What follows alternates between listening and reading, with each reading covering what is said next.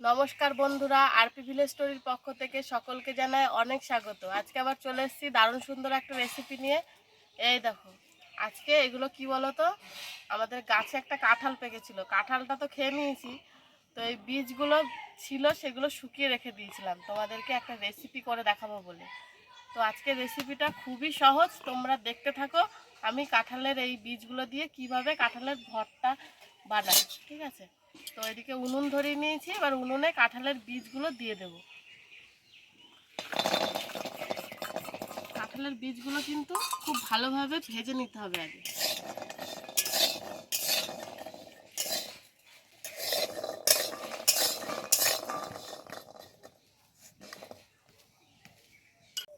দেখো কাঁঠালের বীজগুলো ভাজতে ভাজতে দেখো হালকা একটু কালার এসছে, যে ভাজা ভাজা কালার এসছে।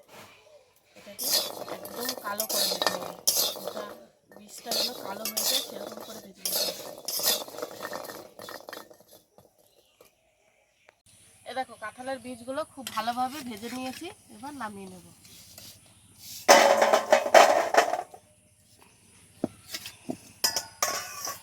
তারপরে কড়াইটা আবার পরিষ্কার করে নিলাম। এবার কড়াইতে দিয়ে দেবো কয়েকটা রসুন আর কিছুটা শুকনো লঙ্কা। শুকনো লঙ্কা রসুনটাকে আগে ভেজে নেব, তারপরে খানিকটা কালো জিরে দেবো এর মধ্যে।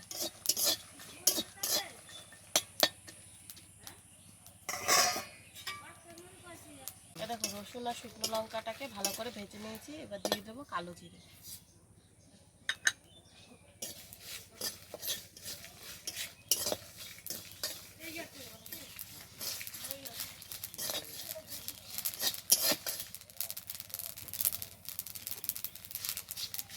এ দেখো সব কিছু খুব ভালোভাবে ভেজে নিয়েছি, এবার ঢেলে নেব।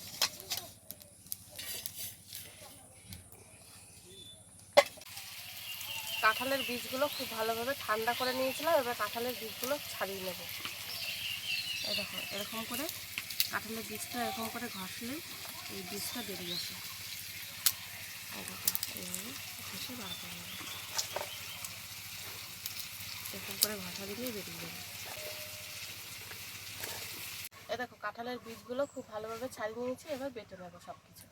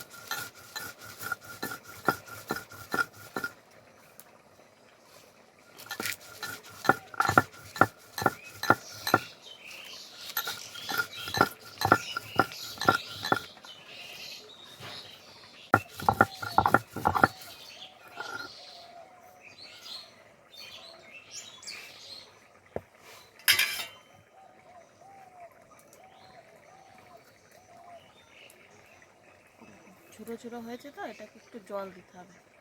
একটু জল দিয়ে মাখলে এটা শুকনো হয়ে যাবে, মাখা মাখা হবে। এটা গরম ভাতের সাথে খেতে কিন্তু দুর্দান্ত লাগবে।